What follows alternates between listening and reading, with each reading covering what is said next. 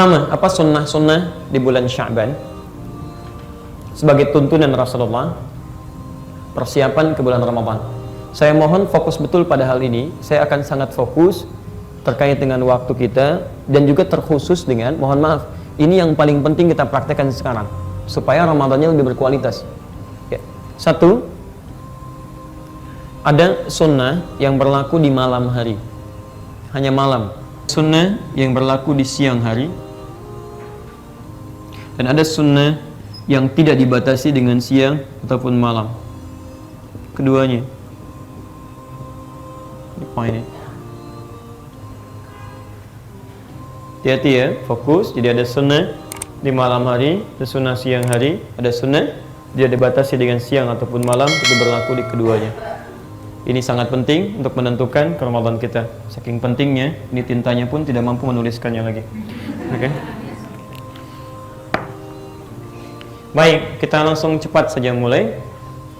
Saya ingin mulai dari yang paling pertengahan dulu, ibadah di siang hari yang ini. Fokus. Kita mulai di hadis riwayat Al-Bukhari dulu. Nomor hadis kita ambil yang selain yang ini dulu nih, ada salah satunya yang di 1833. Ambil yang ini dulu. Nanti contoh ini contoh terakhir untuk malam. Ini belum saya tuliskan, 1833. Ambil yang ini. Mungkinlah. Redaksi yang ini ditemukan juga di hadis Muslim, hadis 1956. Ya. Saya ulangi. Ini tadi belum saya tuliskan. Ambil yang 1833, ini nanti untuk amalan malamnya. Yang ini. Ini untuk yang siang.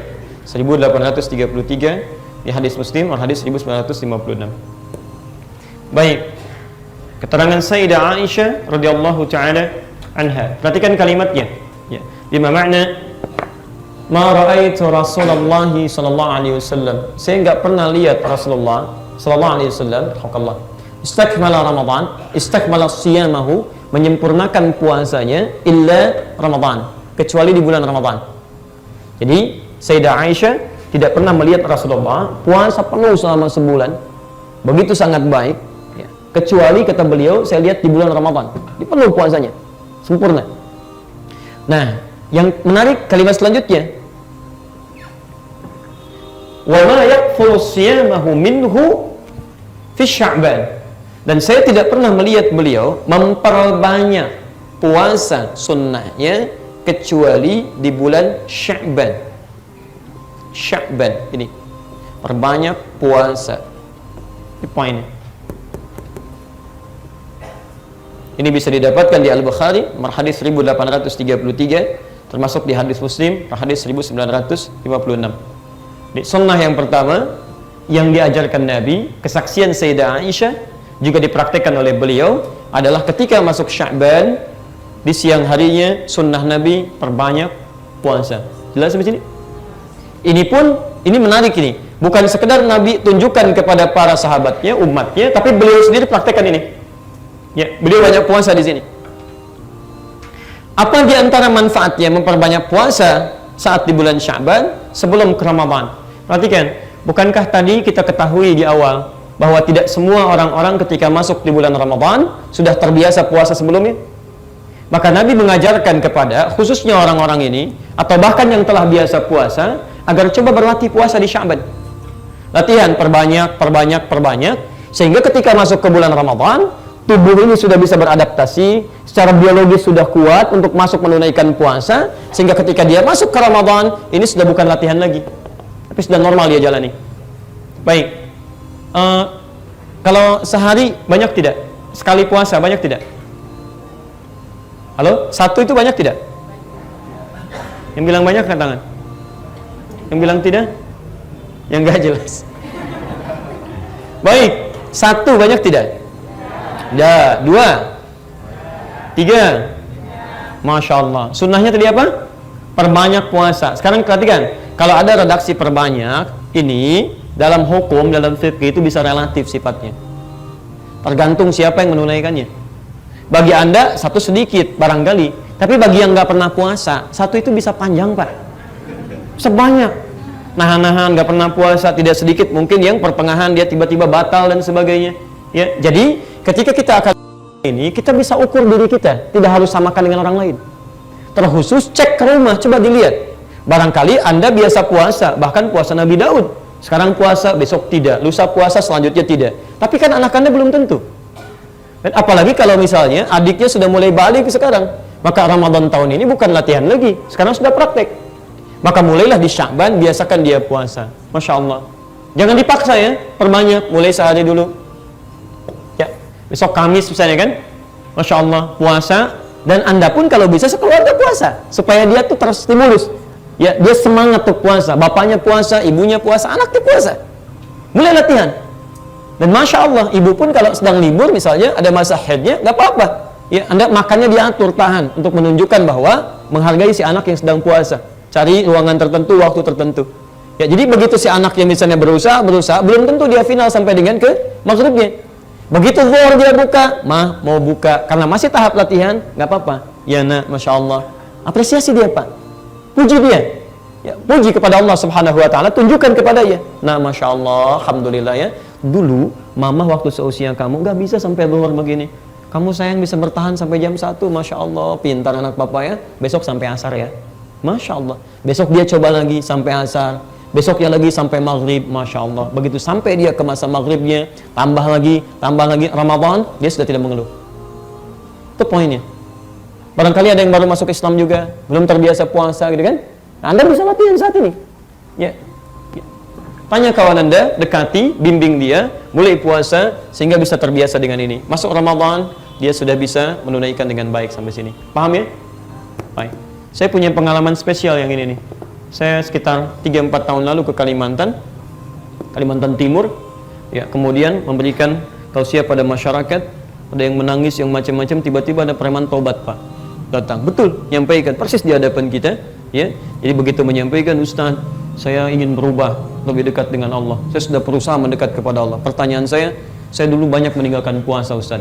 Apakah saya sekarang harus mengqadha? Saya bilang, ya, mulai berusaha untuk mengqadha puasa. Baik Ustaz, Alhamdulillah, saya telah berhasil menunaikan 3 kali qadha kemarin. Masya Allah, bagus, saya bilang. Ya, duhur saya sudah buka katanya. Duhur saya buka. Dia pikir dia bisa mulai sampai siang buka, dianggap setengah gitu kan. Jadi besoknya lagi setengah, digabungkan 1, gitu kan.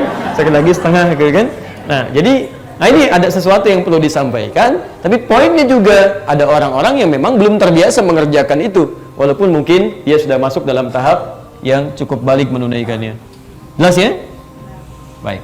Jadi mohon izin, sekarang tanggal berapa? La haula wala quwwata illa billah. 13 Sya'ban. 13 Sya'ban. Sedangkan puasa tanggal berapa? 1 Ramadan. 1 Ramadan gitu kan? Jadi ada berapa hari ke Ramadan? Sekitar 16 hari ke Ramadan. Sekitar 16 hari, karena 29 Sya'ban itu terakhir. Tinggal ditentukan maghribnya, apakah besoknya 1 atau tanggal 30-nya. Baik, tapi insya Allah tahun ini kita nggak akan mendapati perbedaan. Semua akan sama, puasa ditunaikan. Berita baik dari Sabang sampai Merauke. Insya Allah untuk tahun ini. Jadi ada siklus setiap beberapa tahun itu Ramadannya akan sama, termasuk Idul Fitrinya. Termasuk berita baik, Alhamdulillah tahun ini semua di Indonesia akan sama, tidak akan berbeda. Puasa akan ditunaikan 1 Ramadan 1438 Hijrah bertepatan dengan bertepatan dengan 27 Mei 2017 hari Sabtu. Ya, akhir Syabannya terjadi di hari Jumat bertepatan dengan 26 Mei. Kemudian di maghrib ketinggian hilal sudah di atas 2 derajat, bahkan tinggi sekali, 8 derajat plus 8 derajat 22 menit 59 detik. Jadi sudah di atas 2 derajat. Dan ini mustahil kalau secara hitungan, ya, mustahil ini bisa kemudian berbeda untuk menunaikan puasa besoknya. Kecuali Anda yang menggunakan misalnya pasang surut air laut, tingginya berapa, bulan berapa, atau malamnya mimpi, besoknya puasa gitu ya. Itu yang repot. Nah, jadi ini latihan dulu ya, paham ya? Baik, yang kedua, bismillah. Ayo teman-teman mulai ya. Kita mulai ya. Nabi puasa, sahabat puasa, tabi'in puasa, ulama puasa, dan mereka berlatih. Nabi itu orang paling takwa, madmunun bil jannah, dijamin surga, maksumun minal maksiyat, terjaga dari maksiat, masih mau puasa. Untuk Nabi bukan, Rasul bukan, sahabat bukan, ulama bukan, tabi'in bukan, gitu kan? Surga belum jelas, maksiat kadang-kadang belum bisa terkontrol, gitu kan? Gak mau puasa, gitu kan? Baik, saya nggak teruskan, langsung sini. Ya, Ibadah malam. Siang sudah, kita ambil malam. Bismillah. Teman-teman, malam saya spesifik langsung. Sunnah Nabi ya, diantaranya kita mulai meningkatkan ibadah malam itu dibagi pada 3 bagian. Ada yang bentuknya sholat, ada yang bentuknya interaksi dengan Al-Quran, tilawah, qiraah dan sebagainya. Ada yang bentuknya doa dan istighfar. 3 hal ini. Ada salat, ada bacaan Quran, ada doa dan istighfar. Oke, ini khususnya menjelang fajar, disebut dengan sahar, ya, atau jamaknya ashar. Dari Quran surah ke-51 ayat 18, posisi paling kanan di pertengahan, orang-orang yang dipuji oleh Allah. Di Quran surah ke-3 Ali Imran di ayat 16 sampai ayat 17, posisi paling kiri sebelah atas. Baik, saya teruskan. 1, ada sunnah ketika masuk di bulan Sya'ban. Sunnahnya memperbanyak sholat malam. Sholat malam ini jenisnya ada 3. 1, qiyamul lail. Qiyamul lail. Kalau secara bahasa qiyamul lail itu semua sholat malam yang dikerjakan di malam hari. Qiyamul lail, qiyam lail, bangun di malam hari. Di semua sholat di malam hari disebut dengan qiyamul lail. Tapi secara fikih, kalau kita spesifik ingin bahas, qiyamul lail itu umumnya dipahami sebagai sholat ditunaikan di malam hari pasca sholat isya, dan sunnahnya yang tidak diawali dengan tidur terlebih dahulu. Jadi sebelum kita tidur, antum misalnya, mohon maaf, apalagi di hari-hari biasa, misalnya lelah nih, capek, ya, belum bisa diduga, belum bisa bangun malam tahajud, maka anda bisa lakukan qiyamul lail. Jadi anda setelah sholat isya, sholat sunnah, biasanya kami suka biasakan tuh di Timur Tengah tuh begitu, sholat 4 rakaat, kan? 6 rakaat, tutup dengan witir 1 rakaat atau 3 rakaat. Kemudian kita istirahat. Nah, jadi poinnya sholat yang ditunaikan sebelum kita tidur, yang tidak diawali dengan tidur, jam berapapun dilakukan, disebut apa namanya? Qiyamul lail. Baik. Beda dengan tahajud. Kalau tahajud itu ditunaikan setelah kita tidur terlebih dahulu. Kita istirahat dulu, tidur dulu, malamnya kemudian bangun, tunaikan sholatnya, baru kemudian tutup dengan witirnya. Itu yang disebut dengan tahajud. Paham? Baik, tahajud misal ada di Quran surah ke-17 ayat 79 sampai 81. Posisi paling kiri di atas sampai agak ke pertengahan. Wa minal laili fatahajjad bihi nafilah. Di antara sementara malam silahkan tunaikan tahajud. Baik, sedangkan qiyamul lail, hati-hati. Ketika dimintakan kita mengerjakan secara umum, Allah minta bangun, Quran surah ke-73. Khususnya dari ayat 6 sampai dengan ayat yang ke-20. Nah, sifatnya apa? Lihat sifatnya. Lihat sifatnya. Kalau anda belum pernah terbiasa mengerjakan, itu ada isyarat di Quran, jangan banyak-banyak dulu. Baca bahkan yang ringan-ringan dulu. Ya, kalau bahasa Nabi, di hadis riwayat Muslim, nomor hadis 749. Riwayat Ibnu Umar radhiyallahu taala anhuma. Ini. Salatul laili mathna mathna. Salat malam itu tunaikan dengan minimal 2 rakaat, 2 rakaat. Jadi kalau belum terbiasa salat ini, jangan dipaksakan. Papa, kita sesuai sunnah Nabi, yuk mah, biasakan supaya kita maksimal seperti Nabi. Langsung 11 rakaat, Masya Allah. Besoknya nggak salat lagi. Ya. Ini yang repot.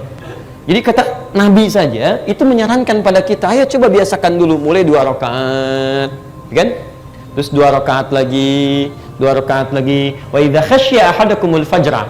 Kalau khawatir fajar akan datang, mungkin anda bangunnya sedikit terlambat menjelang fajar, dapatnya cuma 2 rakaat, bisa. Atau anda mulai terbiasa banyak sampai menjelang fajar, tutup witir dengan 1 rakaat. Tapi poinnya, mulai dulu terbiasakan dengan 2 rakaat. Ya, ayo kalau bisa saya menganjurkan ya, ayo biasakan. Ya, mulai Sya'ban ini, ya walaupun anda mau tahajud malamnya atau tiba, usahakan dulu bangun sebelum tidur. Kalau bisa sekeluarga Pak, antum laki-laki jadi imam. Ya, antum imam misalnya, ya, belakangnya istrinya, anaknya, ayo sholat, biasakan. Ya, boleh untuk latihan, boleh. Untuk anda berlatih supaya membiasakan ini, supaya tahu juga bacaan dan praktek, gak ada masalah. Karena Nabi pun pernah beliau kemudian sholat di belakang diikuti oleh Ibnu Abbas untuk mengetahui sholatnya Nabi. Pernah itu beliau sedang sholat, tiba-tiba Ibnu Abbas di belakang, ditarik oleh beliau, disejajarkan oleh Nabi SAW. Sholat apa itu? Bukan sholat fardu, itu sholat sunnah, sholat malam.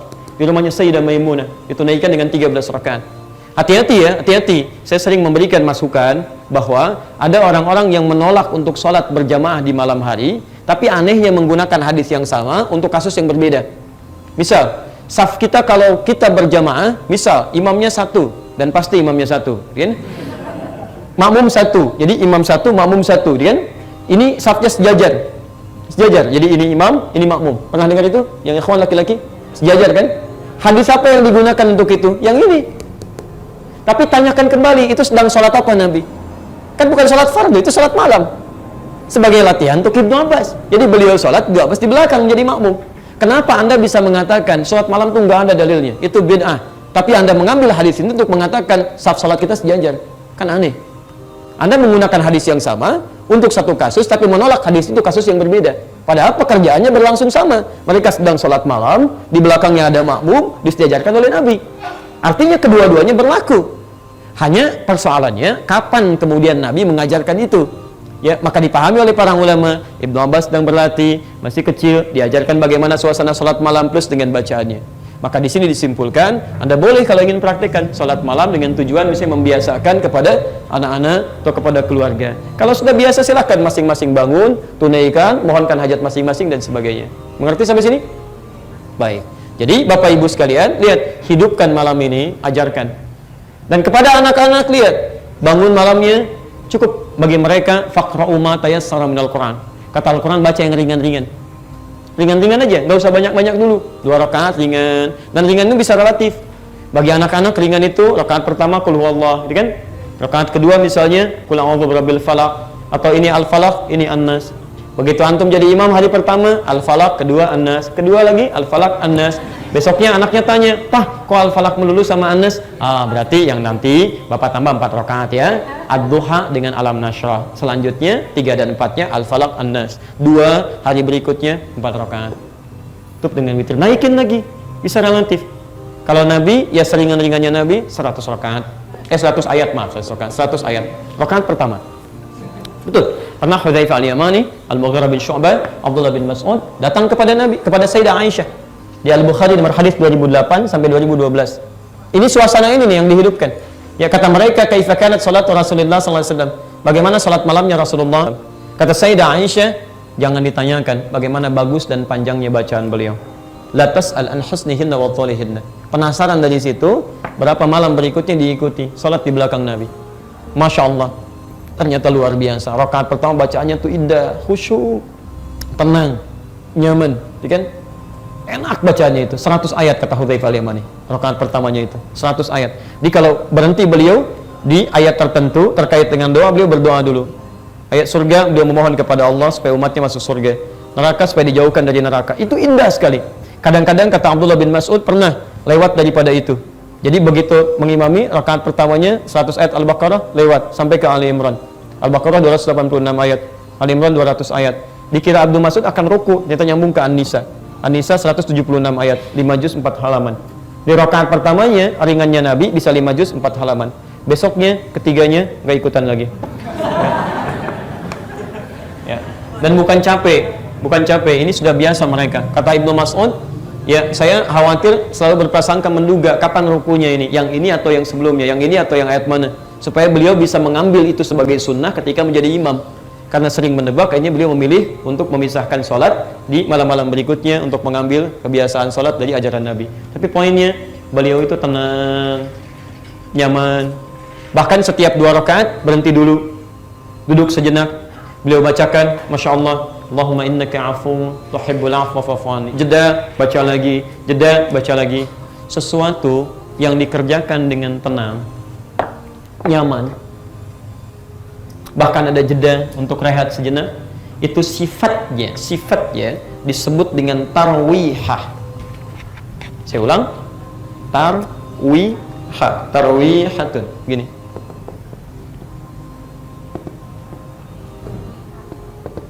Sesuatu yang dikerjakan dengan tenang, santai, khusyuk, nyaman. Sifatnya disebut dengan tarwihah. Kadang-kadang Nabi sholat 11 rakaat di tempat Sayyidah Aisyah. Kadang 13 rakaat tempat Sayyidah Maimunah. Kalau 11, 13 banyak atau sedikit? Banyak, ya baik. Baik. Kalau banyak itu disebutnya jama' atau tunggal? Jama', baik. Kalau jama', maka ini kita jamakkan katanya dari tarwihah menjadi tarawih. Di tarawih itu jamak dari kata tarwihah. Di tarawih itu bukan nama sholatnya, tapi nama sifat sholatnya. Di kata para sahabat, sholatnya Nabi itu tarawih, tarawih, tarawih. Maksudnya beliau tunaikan dengan tenang, nyaman, khusyuk, bagus, ada jeda untuk berdoa. Ini yang disebut dengan tarawih. Ya, di Nabi itu Masya Allah, Nabi, Rasul, saking tarawihnya 11 rakaat, itu kadang-kadang sampai mau subuh tuh tunaikan ini 11 rakaat. Antum Nabi bukan, Rasul bukan, tarawih 23 rakaat Pak, 7 menit, Allahu Akbar, Allahu Akbar, Allahu Akbar, Allahu Akbar. Nah, itu bukan tarawih namanya. Karena itu sebelum kita masuk ke bulan Ramadan, kita hidupkan dengan qiyamul lail, karena umumnya nanti saat Ramadan akan meningkat ibadah malam, khususnya ada yang sholat, ada sholat yang umumnya dikerjakan oleh orang, itu pasca sholat isya dan sunnahnya. Sholat apa itu? Ini. Umumnya ini. Walaupun ada yang mengerjakan di malam harinya, tapi umumnya orang kerjakan ba'da isya, dari mulai, kemudian setelah sholat sunnah isya, kemudian kerjakan sholatnya. Nah, kalau nggak pernah terbiasa mengerjakan itu, nanti akan turun naik tuh, nggak stabil. Tapi kalau Anda sudah mulai dari Sya'ban, Anda bangun, tunaikan, tubuh kita sudah beradaptasi, maka Masya Allah, begitu selesai Isya, Anda sudah otomatis tuh tunggu sholat berikutnya. Teruskan, dan kenikmatan dijalankan di situ. Bahkan itu jadi modal untuk mempertahankan sampai ke pertengahan, sampai akhirnya. Termasuk, mohon maaf, kalau Anda terbiasa bangun malam, tunaikan tahajudnya, maka Masya Allah, khususnya 10 hari terakhir, ada satu malam yang banyak diburu bahkan oleh Nabi SAW, sampai-sampai mereka menghidupkan malamnya, ya, jadi beristirahat di siangnya, malamnya mereka hidupkan demi untuk mendapatkan kemuliaan malam itu. Ya, apa namanya? Lailatul Qadar. Ya. Kapan munculnya Lailatul Qadar? Yang paling singkat malam, bukan siang. Laila itu artinya malam. Laila itu malam, Lailatul Qadar, malam al-Qadar. Jadi bukan siang. Laila, malam. Laila, layali, lail, leli, laila itu malam. Ibu Leli, ibu malam-malam gitu kan. Laila itu malam. Laila. Ya. Untuk itu, kenapa penting berlatih ini? Ya. Kenapa penting berlatih ini? Anda hidupkan malamnya. Disilahkan bangun, sholat, dimulai-mulai Sya'ban, malam-malam Sya'ban bangun, silakan. Mau awalnya kita sudah ke pertengahannya sekarang. Hati-hati, makanya kalau para ulama sudah masuk ke pertengahan Sya'ban, apalagi menjelang akhirnya, itu semakin meningkat mereka amalannya untuk membiasakan diri. Ya, silahkan Anda baca Quran, zikir, tingkatkan sholat, tahajud, qiyamul lailnya dan sebagainya. Makanya Syekhul Islam Ibnu Taimiyah dalam kitabnya Majmu' Fatawa juz ke-23 halaman 123 itu menyampaikan, Masya Allah, termasuk di At-Tawdi ini halaman 444, itu para ulama itu berlomba menghidupkan malam-malamnya. Ya, apa yang mereka kerjakan? Sholat-sholat ini. Ini menghidupkan amalan-amalan sunnah, bukan bikin sholat baru, bukan. Jadi mereka bangun, tunaikan tahajudnya, tunaikan qiyamul lailnya, dan hidupkan malam dengan baca Al-Quran. Mereka hidupkan ini salah satunya sebagai persiapan menuju bulan Ramadan. Ya, ini tidak mudah Pak Ibu melahi itu. Tidak mudah, demi Allah saya katakan. Nanti kalau orang nggak biasa dengan ini, dia mulai menurun. Apalagi nanti 10 hari terakhir, kalau saya lihat agak beda antara di Timur Tengah dengan di Indonesia. Saya sempat agak lama tinggal di Timur Tengah. Begitu pulang ke sini, biasanya agak lain. Biasanya kalau di sana, mereka Ramadan itu misal 30 hari. Itu umumnya akan memaksimalkan pekerjaan 20 hari pertama untuk ngambil cuti 10 hari terakhir. Ya, jadi begitu 10 hari terakhir, mereka akan buru. Karena ini nggak setiap hari datang, setiap malam tiba. Jadi mereka akan siapkan, maksimalkan 20 hari pertama, 10 hari terakhir, mereka kemudian ambil cuti, maksimalkan untuk i'tikaf. Ya, ada berkumpul di Masjidil Haram, Masjid An-Nabawi, masjid-masjid lainnya untuk mengejar ibadah-ibadah tadi. Makanya mereka selesaikan. Ya, saya punya kisah yang sangat menarik ini, luar biasa. Keluarga saleh, suaminya pengusaha Pak, ya, tapi Masya Allah, ya, itu punya niat yang sangat mulia, punya target. Dengan istrinya berdiskusi, ya, saya nanti mau i'tikaf, saya selesaikan pekerjaan saya 20 hari pertama, saya ambil i'tikaf, target saya bisa menghafal 3 juz Al-Quran. Masya Allah, dalam 10 hari. Jadi bismillah, beliau siapkan pekerjaan, kemudian diawalkan. Begitu tiba masanya, pamit pada istrinya. Istrinya pun memberikan ketenangan. Ya, kalau bahasa kita ini Pak, perlengkapannya, anak-anak biar saya yang jaga, nggak usah khawatir. Saya juga akan berusaha melakukan yang sama, menghafal Quran juga. Masya Allah. Begitu selesai 10 hari itu, pulang ke rumahnya, suaminya berbinar gembira. wajahnya sudah bersih, ada luar biasa kegembiraannya nyampaikan pada istrinya, alhamdulillah amati, ya alhamdulillah ma, kan? Zauji, alhamdulillah saya sudah bisa menghafalkan 3 juz Al-Quran dalam 10 hari yang tidak bisa saya lakukan sebelumnya karena kesibukan yang lain. Istrinya dengan tersenyum menyambut suaminya dan tidak sepatah kalimat pun keluar dari lisannya karena dia sudah bisa menghafalkan Quran 30 juz dalam 10 hari dengan izin Allah subhanahu wa ta'ala. Ini luar biasa. Nah, Anda begitu, coba siapkan itu kan ya, apalagi yang mau kita lakukan. Ramadan tahun kemarin banyak bolongnya, Ramadan sebelumnya banyak bolongnya, dikasih Ramadan sekarang lagi kita nggak manfaatkan juga. Antum butuh berapa Ramadan lagi? Hai, kita mulai gitu kan ya, kita mulai manfaatkan ya, suatu saat kan kita akan pulang gitu kan, saat akan pulang, bekal apa yang mau dibawa? Kan lumayan tuh, antum dapat 1 malam aja, hidupkan malamnya. Lailatul Qadar itu berapa pahalanya? Bukan, tahu dari mana? Bukan 1000 bulan, bukan, jangan ngarang ya kan? Baik, teman-teman, bahasa Qur'annya khairum min alfi syahr. Inna anzalnahu fi wa ma adraka ma Lailatul Qadri khair. Khair itu lebih banyak, lebih baik. Jadi bukan 1000 bulan, lebih dari 1000 bulan. Khairum min, lebih dari, lebih baik dari, lebih dari 1000. Artinya bisa 2000, 10.000, 100.000, 1 juta dan sebagainya, terserah Allah. Ya. Jadi kalau 1000 saja dikonversi sekitar 80 tahun. Jadi kalau Anda malam ini sholat Anda itu sama nilainya dengan 80 tahun sholat tanpa henti. Anda baca Al-Quran, bacaan 1 ayat saja Anda baca bertepatan dengan malam ini, itu sama dengan baca ayat ini 80 tahun tanpa henti. Ada yang bisa Anda baca Quran 1 ayat 80 tahun tanpa henti. 1 hurufnya berapa? 10 kebaikan. Kalau 1 ayat ada 3 huruf saja, itu Masya Allah berapa dapatkan? Alif Lam Mim 3 huruf, 3 huruf gitu kan? Anda bacakan 3 huruf kali 10, 30. Ini hari biasa, Ramadan tidak berlaku. Wal hasanatu bi'asyri amsalihha. Setiap yang dibacakan di bulan Ramadan kali 10 lagi. 10 hari biasa. Hadisnya kunci. Jadi di kitab Siyam nanti karangan Imam Al-Bukhari, dia 30 kali 10 lagi 300. Jadi kalau Anda baca Alif Lam Mim hari ini, itu dapatnya 30. Tapi kalau Anda bacakan di bulan Ramadan kali 10 lagi 300. 300. Anda bacakan Alif Lam Mim setara 300 kebaikan, itu baru sekali baca kali 80 tahun tanpa henti. Berapa? Dan jarang-jarang ada orang baca Quran cuma Alif Lam Mim aja. Alif Lam Mim. Udah dulu enggak ada kan? Enggak ada. Lumayan 300 gitu. Enggak ada kayak begitu. Silakan cek. Yasin 200 cukup gitu kan? Enggak ada. Dan saya ingin sampaikan teman-teman, ya saya tidak tahu ya, Allahu a'lam bishawab, bahwa semua sesuai ketetapan Allah dengan kadar Allah dengan segala ajalnya, semua orang bisa kembali kapan saja. Tapi cobalah Anda merenung sebentar. Setiap Anda masuk bulan Rajab, bulan Sya'ban, itu selalu ada orang-orang baik yang kembali lebih cepat kepada Allah sesuai dengan ajalnya. Maksud lebih cepat itu dibanding dengan kita. Sesuai dengan ajalnya, silahkan cek.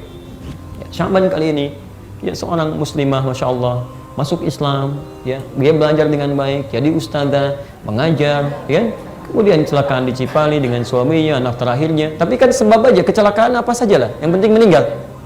Yang meninggal itu bisa apa saja, Anda nggak akan tahu mau di mana, mau kapan. Quran surah 31, 34. Tapi poinnya, Masya Allah, coba cek. Antum dari lahir Muslim, beliau kemudian masuk Islam setelah itu. Jadi pendakwah, pulang dengan keadaan mulia di bulan Sya'ban. Masya Allah.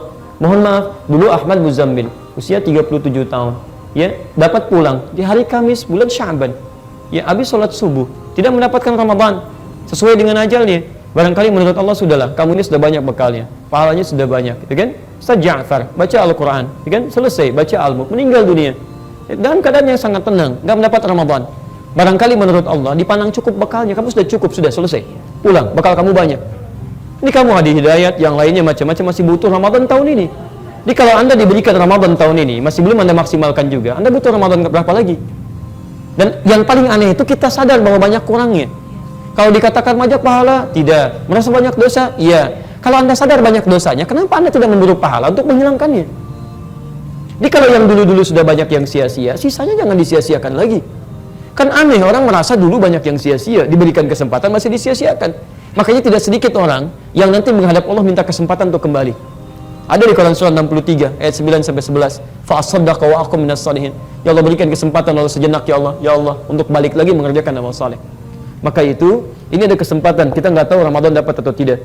Tapi kita ada di bulan Sya'ban, maksimalkan betul, malamnya kita hidupkan, silakan. Baca Quran nggak ada masalah, ayat apa saja, surat apa saja, nggak harus dibatasi. Mau baca Yasin, silahkan. Al-Baqarah, silahkan. Ali Imran, silahkan. Yang tidak tepat itu Anda batasi, yang benar itu cuma Yasinan. Misalnya kan, baca 3 kali dan sebagainya, tidak, yang lain benar.